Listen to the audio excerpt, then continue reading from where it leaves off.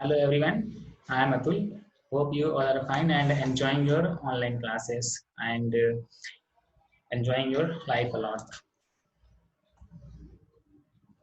Topics to be covered today. आज कौन कौन से टॉपिक्स हैं जो हम लोग कवर करेंगे? Today we'll cover geometry, the basics of geometry. We'll cover basics of geometry. Also, we'll try to see its ancient evidence. Geometry के बारे में देखेंगे, फिर उसके बाद देखेंगे एंशियंट एविडेंस क्या है। एंशियंट मीन्स के पौराणिक काल, पुराने टाइम में ज्योमेट्री का यूज कहाँ कहाँ हमें देखने को मिलता है, ये भी थोड़ा हम एक देखेंगे।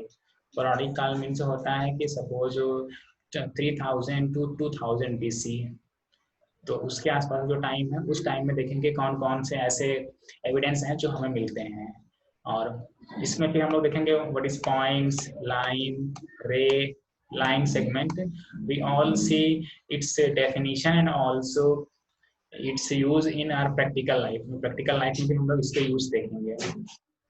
Then after that we move to see intersecting lines, parallel lines. Also we see some questions based on these topics. In topics पे based हम लोग कुछ questions भी देखने की कोशिश करेंगे. So let's start today's class. Now, our today's class is geometry. Geometry means different branch of mathematics. ये mathematics की एक बिल्कुल different branch है। तो अब ये branch है कौन सी, इसमें हम लोग क्या क्या चीजें पढ़ेंगे, तो one by one इसको समझने की कोशिश करते हैं। Geometry. Geometry is a English word. Geometry ये एक English word है, ठीक है। Now ज्योमेट्री को अगर हम ग्रीक वर्ड में बोलें तो ग्रीक वर्ड में ज्योमेट्री को हम बोलते हैं जेमेट्रॉन। जेमेट्रॉन। तो the evolution of geometry was begin in Greek time. Greek time में ही ये Greece, that means the area which is near to the Italy, Rome, इधर साइड के जो हमारे एरिया थे यूरोपियन कंट्रीज, तो वहां पे हमारा ये ज्योमेट्री का पोर्शन स्टार्ट हुआ था। तो जब ये स्टार्ट हुआ तो उस टाइम में इसको बोला जाता था जेमेट्रॉन ग्रीक में। फिर जब धीरे धीरे करके और डेवलप हुआ, इंडिया में आया और धीरे धीरे करके और काफी कंट्रीज में एक्सपेंशन हुआ इसका, तो इसको हम लोगों ने नेम दे दिया जेमेट्रॉन। जेमेट्रॉन से बदल करके ये हो गया ज्योमेट्री, ठीक है ना। तो ग्रीक में जेमेट्रॉन बोलते थे और in English we converted its name into geometry. Now when we divide geometron in two parts, जब हम geometron को two part में divide करते हैं तो फिर ये बनता है geo plus metron, geo, geo and metron. Geo means earth, geo means earth and metron, metron means होता है measurement, metron means होता है measurement. Now measurement means ये आप लोगों ने देखा होगा when you go to tailor shop then you see this type of thing. आप लोग ये चीजें देखते होंगे कि टेलर शॉप में जब हम लोग जाते हैं तो टेलर क्या करता है, एक अपना ये मेजरमेंट डिवाइस जिसको हम लोग इंची टेप बोलते हैं, इसको निकालते हैं और ये मेजर करना शुरू कर देता है। तो दैट मीन्स ये ऐसे मेजरमेंट हम लोग कर सकते हैं किसका, अर्थ का। अर्थ का अब ये मेजरमेंट कर सकते हैं। अब ये अर्थ का कैसे मेजरमेंट करेंगे, सपोज ये हमारी अर्थ है, ठीक है, this is our India, this is our India, यहाँ पे हमारी इंडिया है, ठीक है। Now if we have to measure distance between India and UK, ये हमारा UK, UK means London, England. तो if we want to measure distance between India and UK, तो इसके बीच जो हम लोग डिस्टेंस का मेजरमेंट करेंगे, वो मेजरमेंट करने में हम जिस चीज का यूज करेंगे all those things will come under geometry, वो सभी चीजें हमारी ज्योमेट्री के अंदर आएंगी, ठीक है। एक सिंपल एग्जांपल लेते हैं, ये जैसे जैसे एक ये है हमारे पास कि ये हमारा इंडिया है, this is our India, this is our India and this is New Delhi, New Delhi है।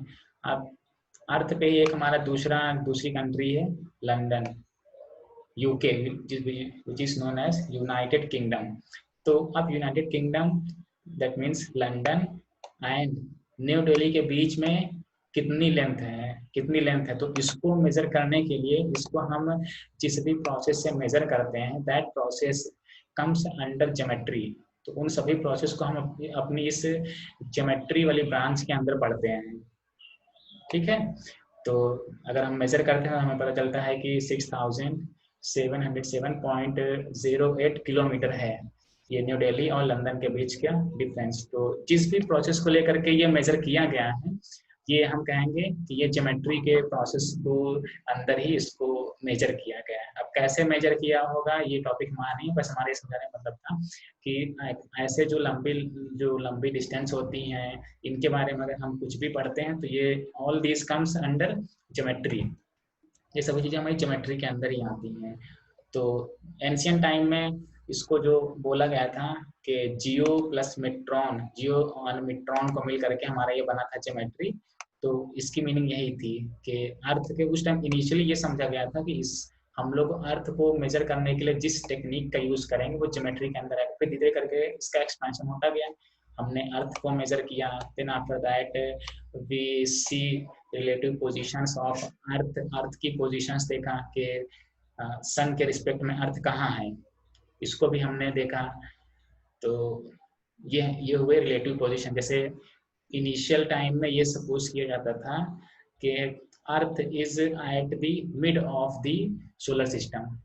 इनिशियल टाइम में ये सपोज किया जाता था कि अर्थ जो सोलर सिस्टम हमारा है उसके बीच में है, बट फिर धीरे करके इसका और इवोल्यूशन हुआ, ज्योमेट्री को और आगे यूटिलाइज किया गया अच्छी तरीके से। फिर पता चला कि अर्थ सेंटर में नहीं है, सेंटर में हमारा है सन।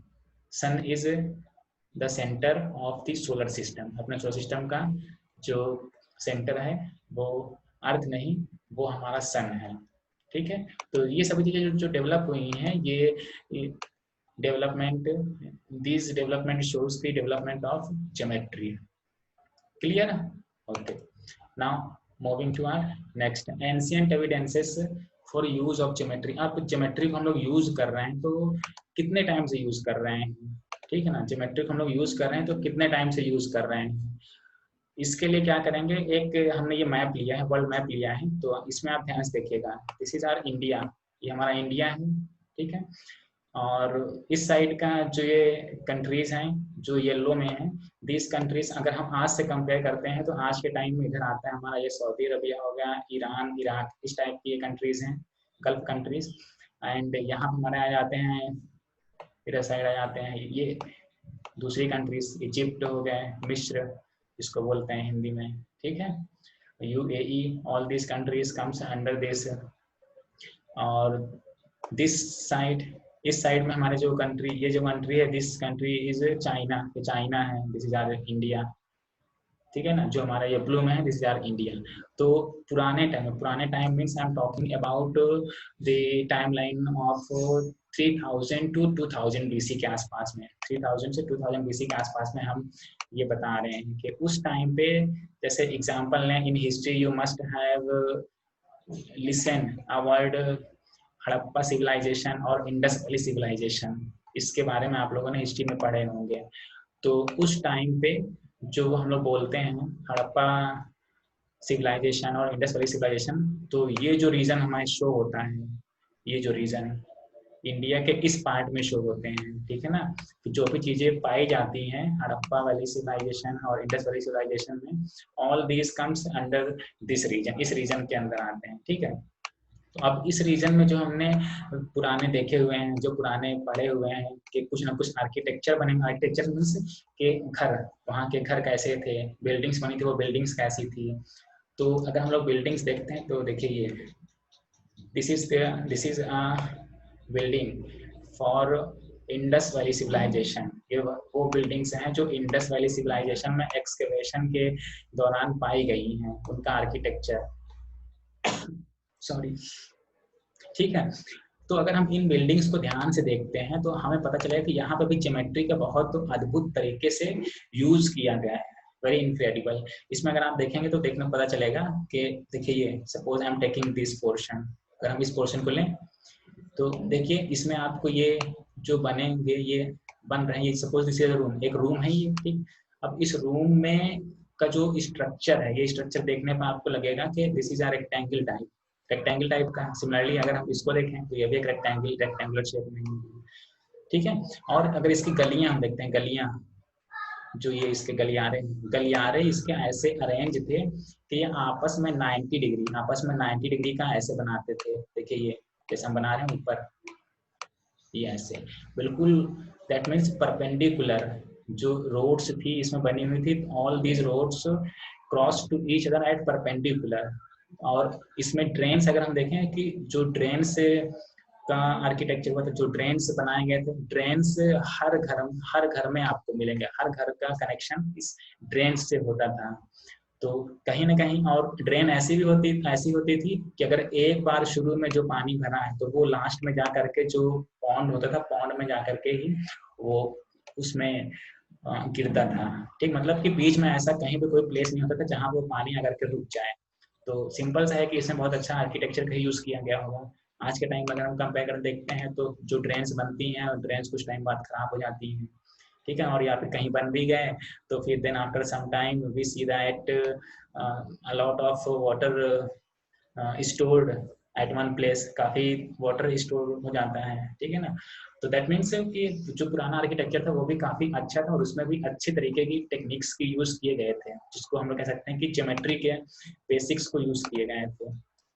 ठीक, एक और एग्जांपल लेते हैं। You must have seen this type of structure, this is known age pyramid. These structures are known as pyramid। अब ये पिरामिड आपके यहाँ पाए जाते हैं, ये इजिप्ट में, यह जो पोर्शन था ये इजिप्ट में इधर पाए जाते हैं पिरामिड। तो अब ये पिरामिड को भी देख करके आपके मन में थोड़ा उठना चाहिए क्वेश्चन कि ये कैसे बनाया गया होगा, इतने ऊंचा स्ट्रक्चर ये कैसे बनाया गया होगा, ठीक है। और बिल्कुल ऐसे अरेंज है कि आप देख कर कहेंगे कि आजकल की मशीनरी का यूज करके ही इसको बनाया गया होगा।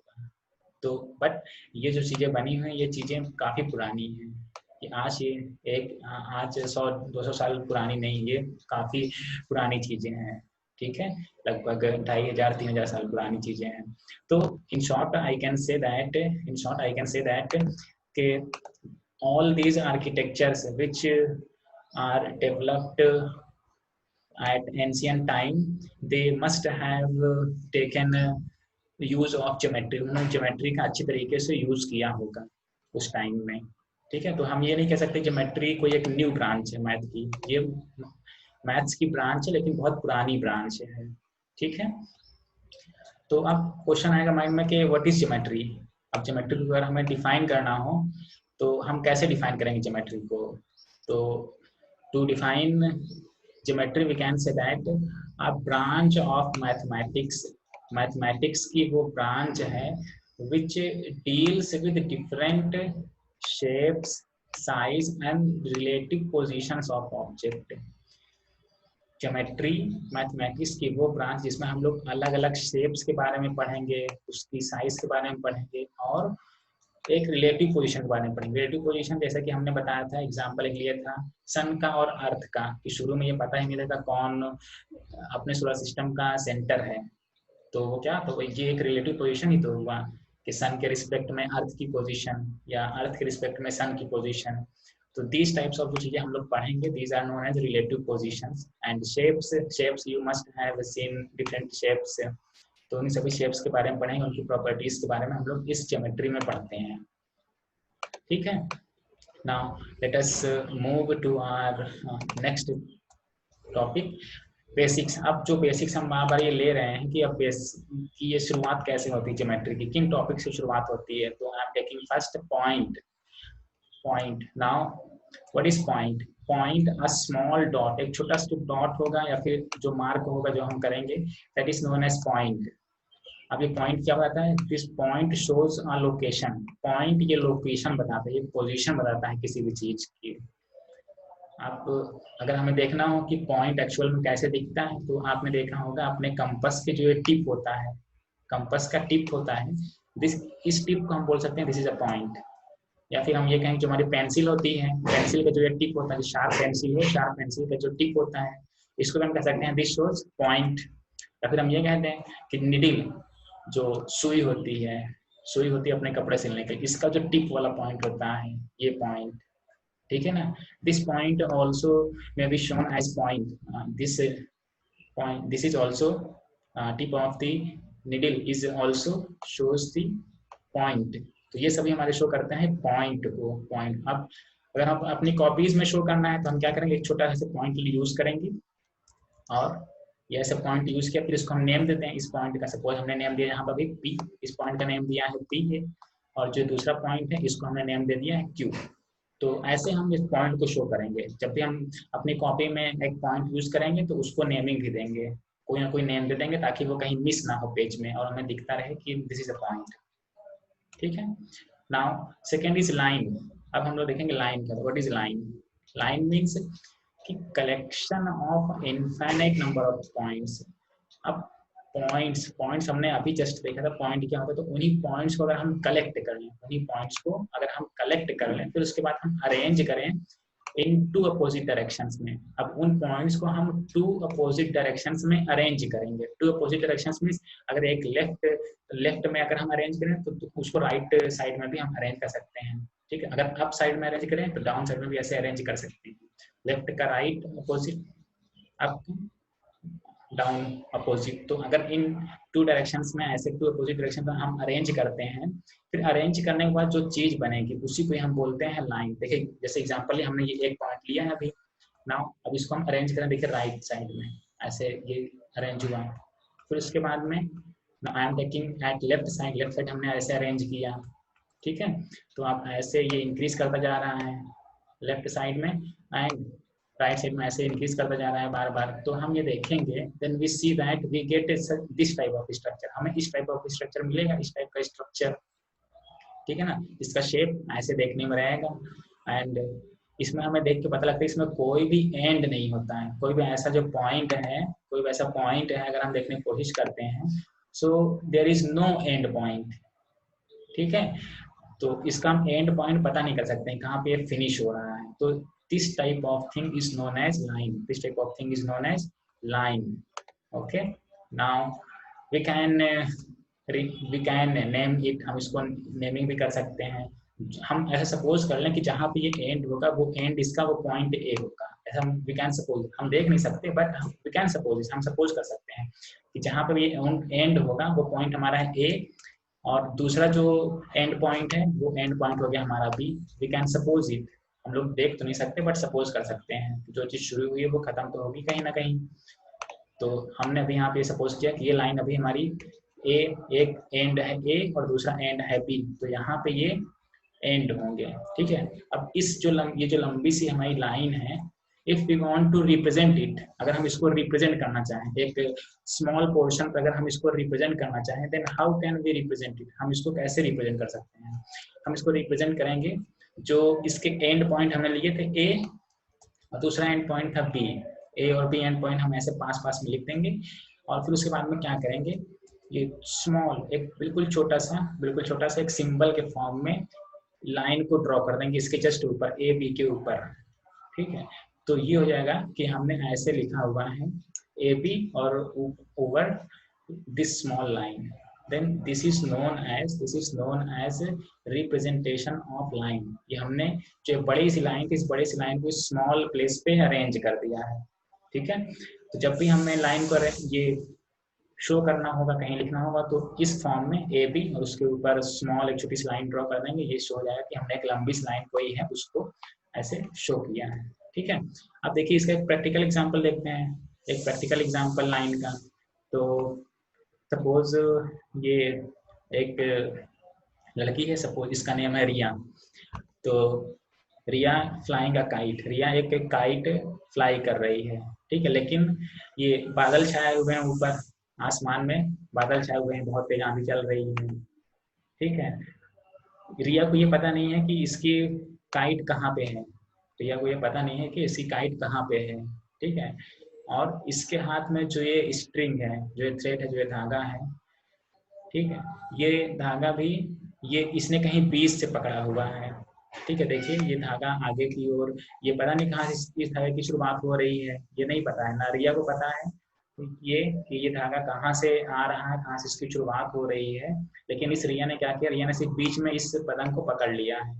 इसको यह नहीं पता है कि कहाँ से इसकी शुरुआत हो रही है, और ये पतंग अगर देखती है तो पतंग भी इसको दिखाई नहीं देती है, बट इसको ये लगता है कि हाँ ये जो स्ट्रिंग पकड़ी हुई है ये स्ट्रिंग किसी न किसी पतंग की ही है। ठीक है। दैट मीन्स अगर हम यहाँ कंपेयर करें then we see that here is no not any end point, यहाँ पे कोई भी एंड पॉइंट हमें नहीं दिखाई देता है ना। इस केस में if I am taking example then here is not any end point, कोई भी एंड पॉइंट नहीं है। So we can say that this is an example of line, ये जो पूरी एक स्ट्रेट स्ट्रिंग है इसको हम बोलेंगे this is an example of line. Okay, हमने देख लिया कि एक्चुअल में लाइन होती क्या है जिसमें कोई भी एंड नहीं होते हैं। नाउ रे, व्हाट इज रे? रे रे में क्या होता है कि it extends only in one direction, ये सिर्फ एक ही डायरेक्शन में होता है जो एक्सटेंड करता है, ये सिर्फ एक ही डायरेक्शन में है जो एक्सटेंड होता है। और इसमें एक जो पॉइंट होता है, एक पॉइंट हमें नोन होता है, एक पॉइंट हमें नोन होता है और दूसरा जो पॉइंट होता है वो पॉइंट हमें नहीं पता होता कि कहाँ तक की ये रे जाएगी। Suppose I am drawing a line in this वे, एक इस तरीके से हम लाइन ऐसे ड्रॉ कर रहे हैं और देखिए ये वाला जो पॉइंट है दिस पॉइंट सपोज पी, तो ये पी हमें नोन होता है, ये जो पॉइंट होगा ये जो सोर्स होगा हमें इसका पता होगा इस रे का, लेकिन अभी कहाँ तक जाएगी तो ये हमें पता नहीं होता है। तो सपोज हम ऐसे कर लें, we can suppose it that कि कोई पॉइंट क्यू होगा जहाँ तक ये मैक्सिमम जाएगा, लेकिन वो हमें नहीं पता होगा कहाँ तक जाएगा। ठीक है, तो in simple way we can say that in ray we have only one end point. End point means कि वो पॉइंट जो हमें नोन होगा, हम डेफिनेटली कह सकते हैं कि ये यहाँ से शुरू हो रहा है या फिर यहाँ पे ये एंड होगा। तो एक हमारे पास एंड पॉइंट होता है सिर्फ रे में। लाइन में हमने देखा था उसमें एंड पॉइंट कोई भी नहीं होता है, वो infinitely goes to two different directions. Now अब इस रे को हम कैसे रिप्रेजेंट करेंगे, जैसे हमने लाइन को रिप्रेजेंट किया सिमिलरली हम रे को भी रिप्रेजेंट करेंगे, बट डिफरेंस ये हो जाएगा कि हम रे को रिप्रेजेंट करेंगे जैसे हमने रे बनाया बिल्कुल वैसे ही स्मॉल सिंबल इस इनके पॉइंट के ऊपर लिख देंगे। देखिए पी क्यू हमने ये पॉइंट लिए थे, we have taken point P and Q, तो पी क्यू ऐसे पास पास में हम दोनों को लिख देंगे और फिर इसके बाद में ऊपर ये स्मॉल रे का सिंबल यूज कर देंगे। दैट मीन्स कि हमने इस पूरी जो लंबी सी ये रे लिया है इस रे को हमने रिप्रेजेंट कर दिया इस स्मॉल फॉर्म में, इस स्मॉल फॉर्म में हमने इस रे को रिप्रेजेंट कर दिया है। क्लियर? तो सिमिलरली आप भी whenever you will represent a ray, तो then you represent in this way, उसके ऊपर ऐसे रे बनाएंगे। देखिए इसमें एक ध्यान देने वाली बात यह है कि रे को जब भी हम रिप्रेजेंट करेंगे तो इसमें सीक्वेंस का बहुत मैटर होता है कि सीक्वेंस हम लोग जो देखेंगे उसमें सीक्वेंस से काफी मायने रखता है। सीक्वेंस ये हम क्या बोल रहे हैं, सीक्वेंस मीन्स कि देखिए जो पॉइंट पी है, पी मीन्स ये वो एंड है जो हमें नोन है, ये वो एंड है जो हमें नोन है। देखिए जो पी है हमने यहाँ पे क्या लिखा है, ये पी है, तो इस एरो को सिंबल हम ऐसे ही बनाएंगे कि पी के ऊपर हम ये वही वाला एंड रखेंगे जो हमें नोन होगा। ठीक है, और क्यू के ऊपर देखिए आप ध्यान से, क्यू के ऊपर ये वाली वो एंड है जो हमें नोन नहीं है, हमें नहीं पता है कहाँ पे है, तो बिल्कुल ऐसे ही हम इस क्यू को ऐसे लिखेंगे। ठीक है ना, इसको हम ऐसे नहीं लिख सकते, we can not write Q P ये, ठीक है ना, हम इसको ऐसे नहीं लिख सकते हैं क्यू पी और ऊपर हमने एक ये रे का स्मॉल रे का सिंबल ऐसे बना दिया है, तो we can not write it, तो ये दोनों ऐसे इक्वल नहीं है। ठीक है, फर्स्ट वाले को हम देखते हैं तो हमें पता चलता है कि पी एक हमें नोन पॉइंट है और सेकंड वाले को देखते हैं तो क्यू नोन पॉइंट है, तो ये दोनों इक्वल नहीं है। So when we show a ray in a symbol form then we must know the sequence of these two point, इन दोनों पॉइंट के सीक्वेंस हमें पता होने चाहिए। now if I'm taking an example, अगर हम एग्जांपल लेते हैं तो we can take example of sun rays का एग्जांपल ले सकते हैं। दूसरा एग्जांपल टॉर्च का, हम लोग टॉर्च से लाइट करते हैं तो उसका भी एग्जांपल लेते हैं। देखिए रे ऐसे कैसे सन से रे निकलेगी जो कि सोर्स है, जो पॉइंट हमें नोन रहेगा कि ये जो लाइन है, जो रे है ये निकलेगी तो सन से निकल रही है, हमें ये पॉइंट नोन होता है। अब कहाँ तक जाएगी वी डू नॉट नो, हमें नहीं पता तो कहाँ तक जाएगी सन रे। ठीक है, या फिर टॉर्च को लें तो देखिए टॉर्च में भी ऐसे, टॉर्च में भी एक ऐसे रे यहाँ से निकलेगी, टॉर्च से निकलेगी और इनफाइनाइट पता नहीं हमें कि कहाँ तक जाएगी, एंड पॉइंट नहीं पता, तो एक पॉइंट नोन होता है कि यहाँ टॉर्च से निकल रही है तो that point is known, only one point is known. ठीक है, तो इस टाइप का ये दिस इज एग्जांपल ऑफ रे।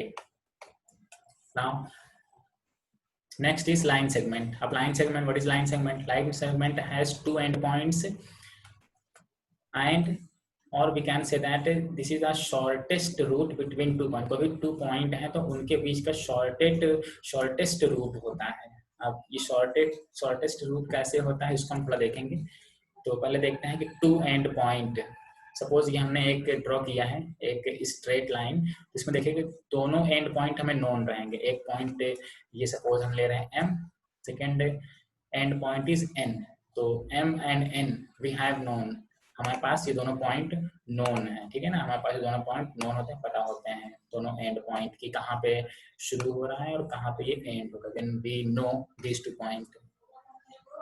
इसको रिप्रेजेंट करेंगे सिमिलरली ऐसे जैसे हमने प्रीवियस रिप्रेजेंट किए हैं m एंड, तो हम क्या करेंगे mn लिखेंगे। Then after that we use symbol of line segment. Line segment का सिंबल इसके ऊपर ऐसे यूज कर देंगे। इसमें सीक्वेंस हम mn लिखें या nm लिखें तो इससे कोई फर्क नहीं पड़ेगा क्योंकि दोनों एंड पॉइंट ही हैं। ठीक है ना, तो इसमें सीक्वेंस का कोई मतलब नहीं है।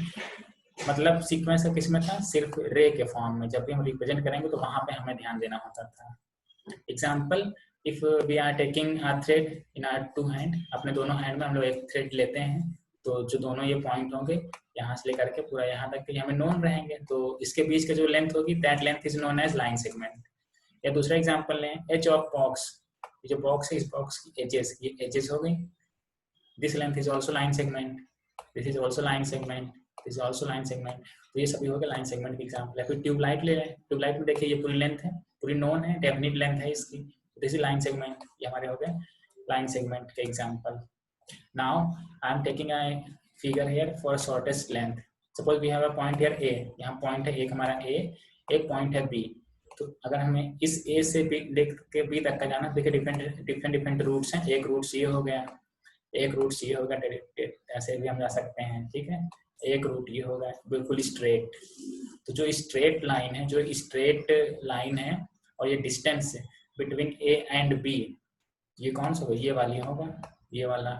तो this is known as line segment, this is known as line segment A B, line segment A B. इसको रिप्रेजेंट करना हम तो बिल्कुल ऐसे ही रिप्रेजेंट करेंगे, ए बी लिखेंगे और ऊपर एक स्मॉल सिंबल लाइन सेगमेंट का यूज कर देंगे। We can use a small symbol on A B.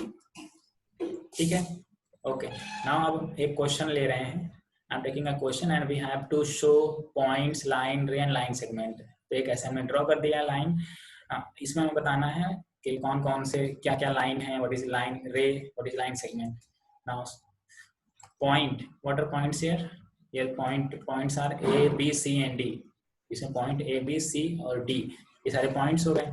अब लाइन क्या है, लाइन हमारे जो दोनों हम देखते हैं पॉइंट्स कि कहाँ तक हमारी ये लाइन जा रही है, तो हमें पता चलता है ये ए कोई सिंबल है, ए कोई पॉइंट है, वहां से लेकर के इधर डी तक का ऐसे है जा रही है, ए टू डी।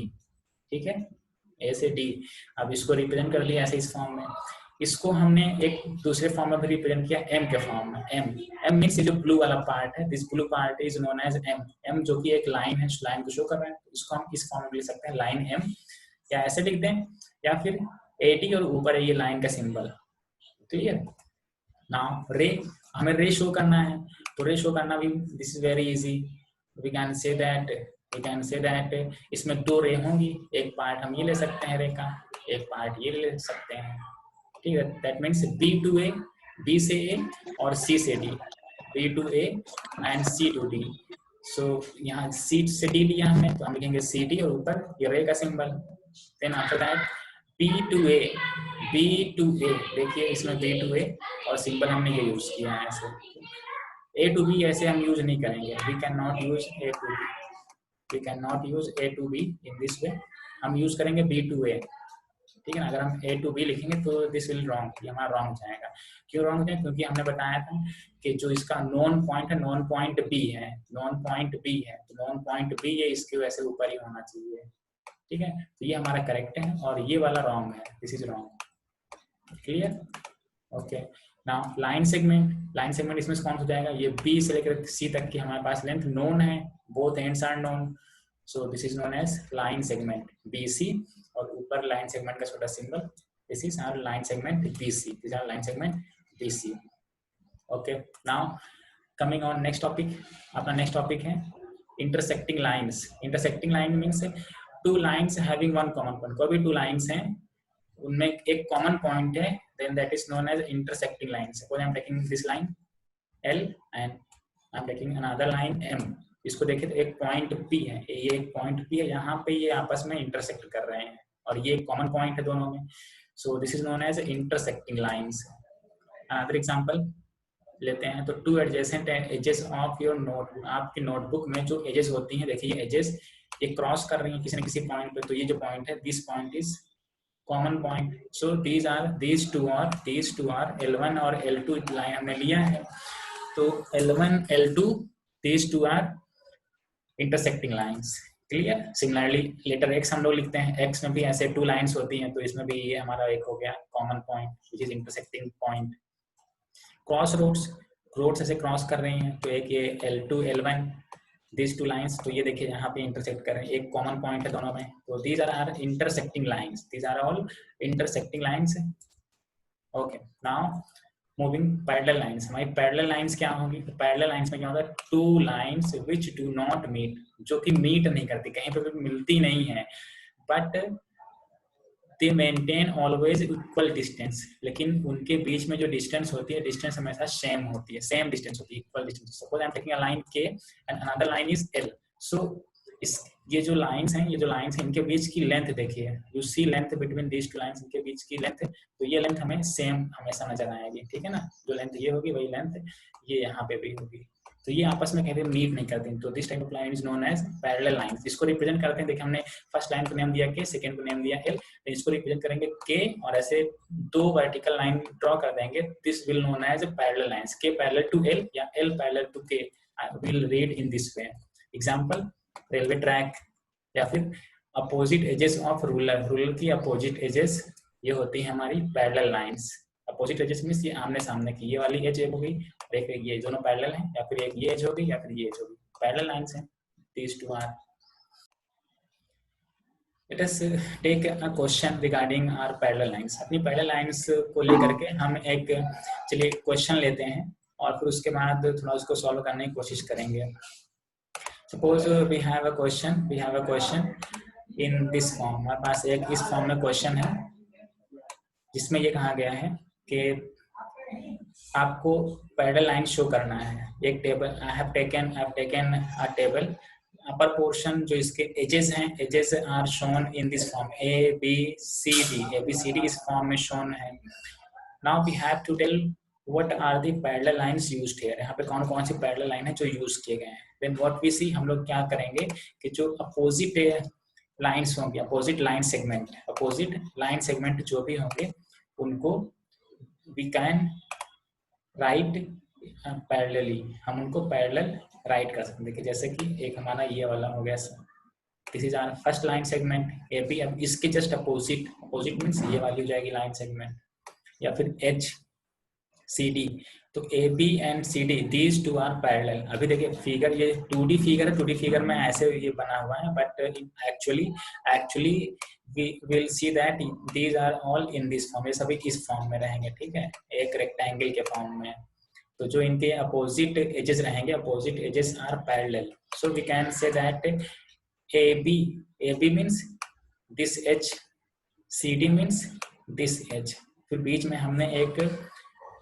हमने क्या किया है, टू वर्टिकल लाइंस का यूज किया है, टू स्मॉल वर्टिकल लाइंस का यूज किया है. That means A B is parallel to C D.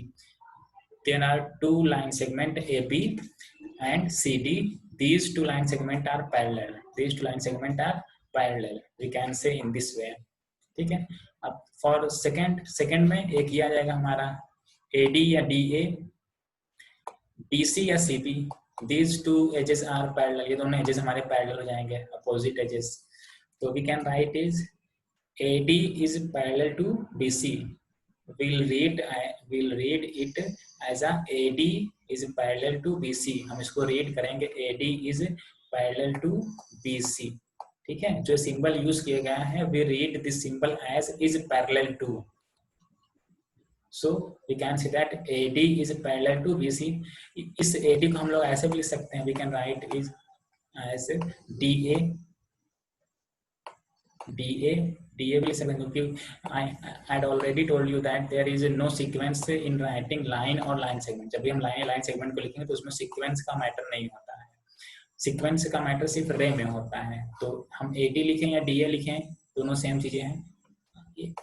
We can right CB, हम CB भी लिख सकते हैं, BC को CB भी लिख सकते हैं।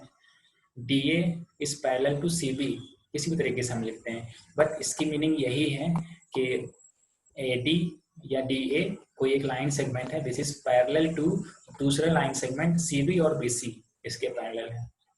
ठीक है, तो इस तरीके से हम लोग अपनी पैरेलल लाइंस को शो करेंगे, बीच में ऐसे दो वर्टिकल लाइन शो कर देंगे। इसकी मीनिंग हो जाए कि जो इस साइड में है लेफ्ट साइड में और जो राइट साइड में है, जो भी लाइन या लाइन सेगमेंट गिवन है, these two are parallel to each other. Parallel to each other means उनके बीच की distance always equal, distance between these two lines is always equal and they never meet to each other, कभी भी एक दूसरे से नहीं मिलेंगे। This two lines are known as parallel lines.